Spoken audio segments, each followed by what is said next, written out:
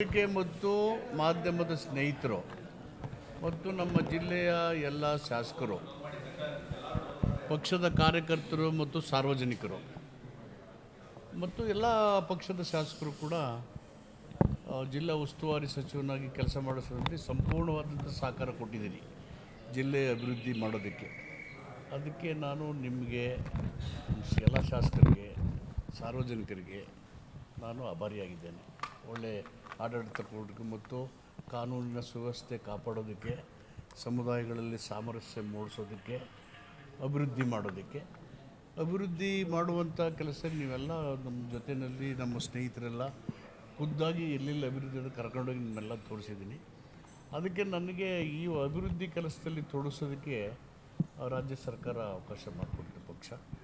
ಅದಕ್ಕೆ ನಾನು ಆಭಾರಿಯಾಗಿದ್ದೇನೆ. ಅದನ್ನು ಹೊರತುಪಡಿಸೋ ಸದ್ಯಕ್ಕೆ ರಾಜಕೀಯವಾಗಿ ಏನೂ ಪ್ರತಿಕ್ರಿಯೆ ಇಲ್ಲ. ನಿಮಗೆಲ್ಲ ಧನ್ಯವಾದಗಳು.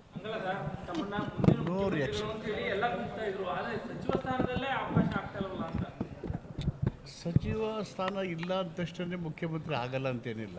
ಆ ಪ್ರತಿಭೆ ಇದೆಯಲ್ಲ, ಆ ಸಾಮರ್ಥ್ಯ ಇದೆಯಲ್ಲ, ಆ ವ್ಯಕ್ತಿತ್ವ ಇದೆಯಲ್ಲ,